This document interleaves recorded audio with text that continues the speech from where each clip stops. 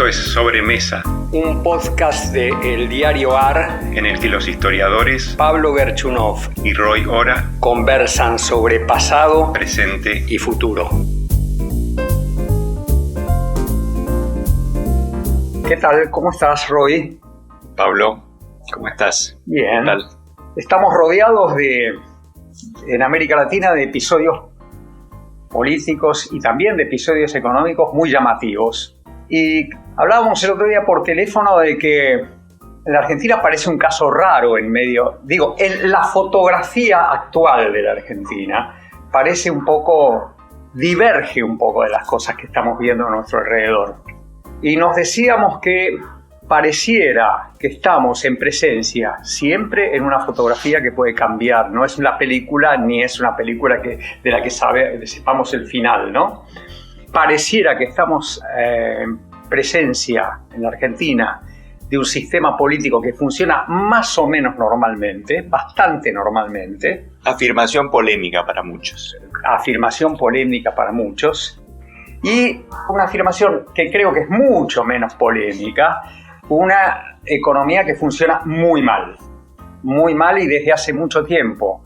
Yo diría, podemos verlo después, que tomando como punto de partida, ya que lo vamos a contrastar con la política, el nacimiento de la democracia, Argentina es un caso económicamente muy malo, con un sistema político que se defendió bastante bien. ¿Qué dirías, Roy, de esto vos? Sí, comenzaría desplegando muy brevemente esa singularidad argentina. Y lo primero a señalar es que, efectivamente, cuando uno mira América Latina, en particular toda la cordillera de los Andes, hay terremotos por todos lados. Perú, Chile, Colombia y otros tantos. Un ciclo de protestas generalizado. Ecuador. Uh-huh. Mucha incomodidad, mucho malestar con la oferta política que la región tiene para ofrecerle a sus ciudadanos, ¿no? Y creo, acompañado esto por una muy extendida, muy profunda crisis política, ¿no? Muchas demandas sobre el sistema político, al que muchas veces se lo califica de ineficaz y sobre todo de excluyente. Y esto, por supuesto, viene de antes de la pandemia, no es una novedad de la pandemia. De hecho, la pandemia un poco lo ocultó, por un tiempo lo ocultó, pero cuando se volvieron a abrir las urnas, se vio que había problemas. Uh-huh. Y basta mirar lo que sucede en Chile, ¿no? Uh-huh. Y en Perú. Claro. Comienzo por Chile, movilizaciones antes de la pandemia, sobre todo estudiantes, el boleto estudiantil, y unas elecciones recientes que parecen haber sido una suerte de certificado de función del orden político con el que Chile emergió de la dictadura de Pinochet, que golpeó tanto. ¿Te referís a la elección de constituyentes en Chile? Exactamente. Sí. Que es ese orden político que por casi un cuarto de siglo había funcionado aparentemente bien y había promovido incluso procesos de cambio económico, incluso sociales significativos, hoy aparece muy cuestionado y se hunden juntos la Concertación y Sebastián Piñera, ¿no? Se quedan abrazados los dos, desapareciendo del centro del escenario. Y el fenómeno que vos mencionabas recién, el de Perú, ¿no es cierto? Donde hoy, hace poquito, tuvimos elecciones, todavía no sabemos quién ganó, porque es una elección peleadísima entre candidatos que están en los extremos del sistema político, ¿no? Uno mucho más nuevo, otra que Keiko hereda un lugar en el sistema político por tradición familiar, pero en todo caso, ambos colocados en posiciones bien extremas, ¿no? Después podemos hablar de Brasil, podemos hablar de la crisis de representación en Europa, en Estados Unidos. Creo que yendo un poco más, poniendo la lupa más cerca de nuestro mundo, quizás la única excepción es Uruguay. Se salva Uruguay. Se salva. No se salva, sino que parece haber hecho las cosas mucho mejor que el resto. Y parece que hizo las cosas bien en la política y en la economía. En los dos casos, ¿no? Uh-huh. Es una excepción notable porque lo que había sido una política dominada por dos partidos que eran bastante parecidos en muchos aspectos, se convirtió en una política en el siglo XXI con una fuerza de izquierda, el Frente Amplio, que rompió ese viejo bipartidismo e incluso nos permite hablar de democracia social, de socialdemocracia en América Latina. Sí, ¿no? Impresionante.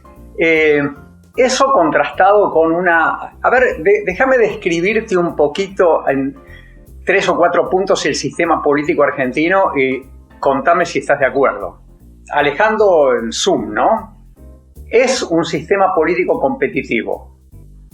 No es un sistema político fragmentado. Nunca se pusieron en duda los resultados electorales y hay libertad de prensa. Digo, es bien interesante descrito así, porque todo el tiempo se está poniendo en duda cada uno de estos puntos. Todo el tiempo se está poniendo en duda de un lado al otro si no va a venir un gobierno neoliberal autoritario o si no va a venir un gobierno autocrático populista. Sí. Todo el tiempo aparece como una amenaza, pero cuando vemos el devenir de la historia política argentina, a mí me parece que estos puntos que yo te acabo de mencionar permanecen bastante incólumes. Sí. ¿Vos lo pensás así? Sí, y agregaría que si uno lo mira en una perspectiva más largo plazo, los aspectos positivos, como señalabas, se vuelven aún más significativos, ¿no? Porque la Argentina tuvo, a lo largo del siglo XX, desde que entró en la senda democrática, con la ley Sáenz Peña, desde que hubo elecciones relativamente libres o libres, sí, con mucha no hablemos de antes, que es otra historia. Sí.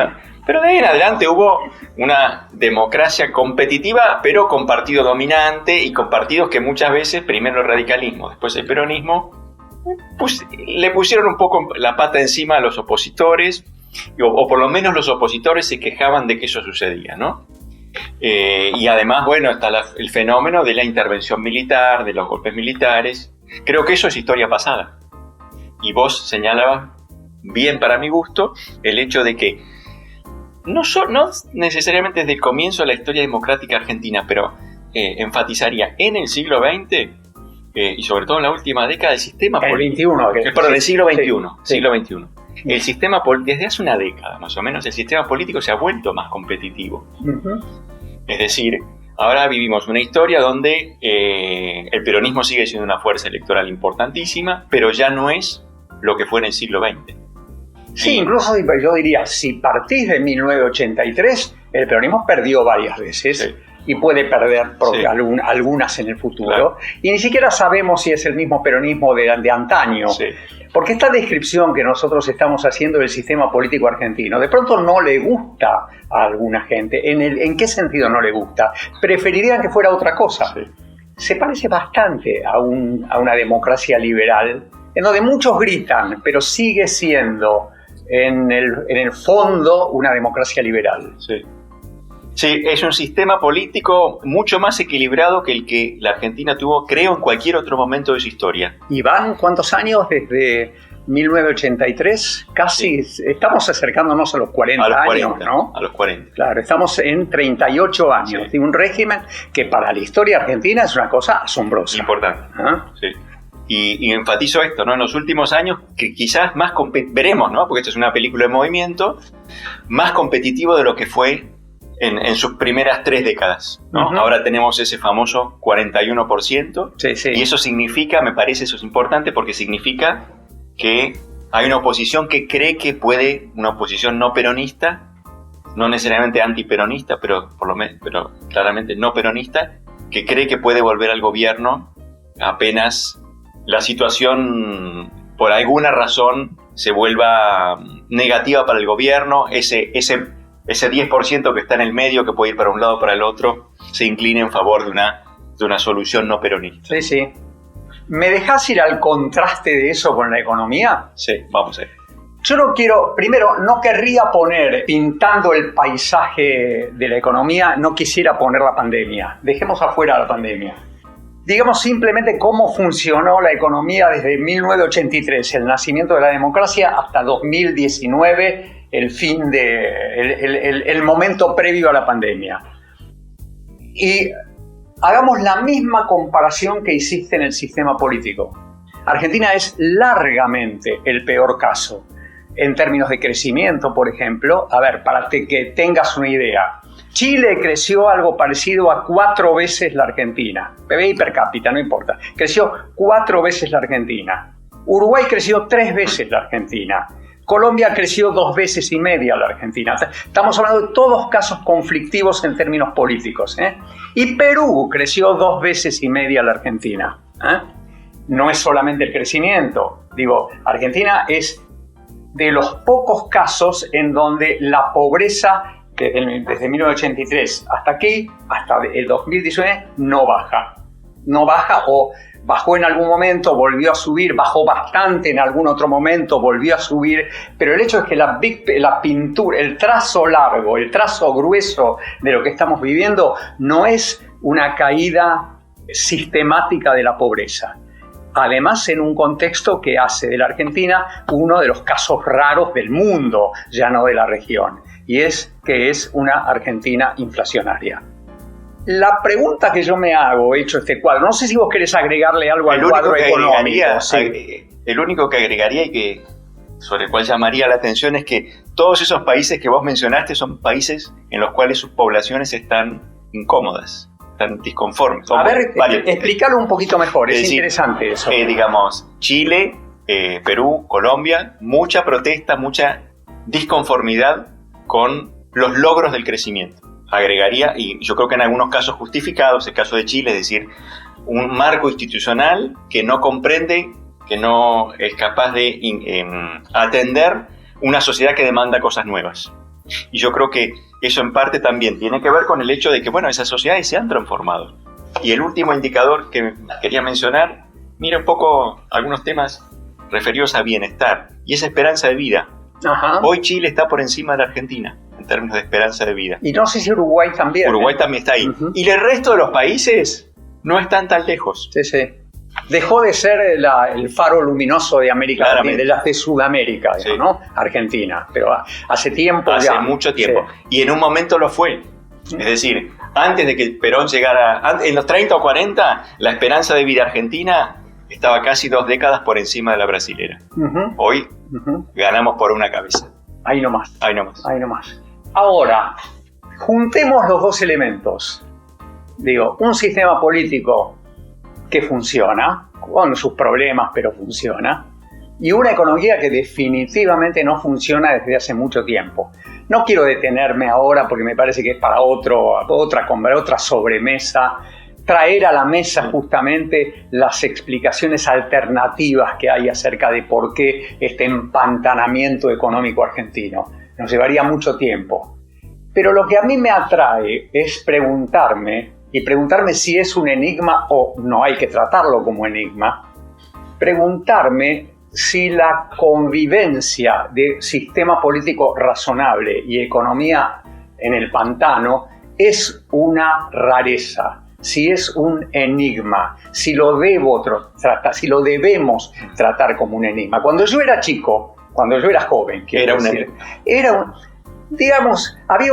en nuestra cabeza predominaba un determinismo en el sentido de que llegaba el desarrollo, progresaba la economía, iban a emerger sectores medios que demandaban participación política, todo terminaba y terminaba felizmente. Y yo soy un poco antiguo. ¿Por qué digo que soy un poco antiguo? Porque entonces esto que veo me parece una rareza. ¿A vos te parece una rareza? Yo creo que hay elementos singulares que hacen que el caso argentino sea raro. Y primero, es raro porque hay pocos casos así. Podemos quizás despejar, ahora que vivimos en una era, digamos así, antideterminista, sobre todo los historiadores. Los historiadores nos encanta decir, no hay grandes leyes de la historia. Uh-huh. Entonces yo me agarro de eso y digo, sí, en los 60 o los 70 había distintas maneras de pensar cambio institucional y cambio político. Primacía de las instituciones o primacía, si se quiere, de la base socioeconómica, de lo estructural. Pero en todo caso, esas dos cosas solían ir de la mano. Uh-huh. Ya fuese que el motor dinámico estuviera en la vida política, ya fuera que estuviera en la base. En todo caso, la idea de que al final del camino nos íbamos a encontrar con sociedades más igualitarias, más dinámicas, más inclusivas, más participativas, me parece que era sentido común. El término desarrollo con equidad. Desarrollo con equidad y asociado eso a, democracias maduras, ¿no es cierto? Uh-huh. Democracias capitales. Hoy creo que tenemos que abrir nuestra cabeza a otras experiencias.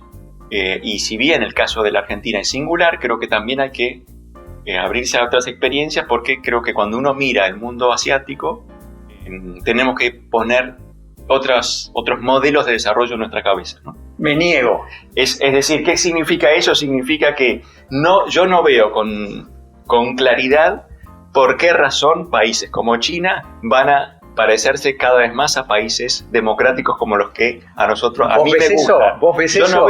Yo me voy a quedar en casa, en un silloncito jubilado, esperando que la clase media china emerja con demandas democráticas. No lo puedo creer. No puedo creer esta construcción de Branko Milanovic, digamos, ¿no? Sí. Capitalismo autoritario, él lo llama capitalismo político, sí.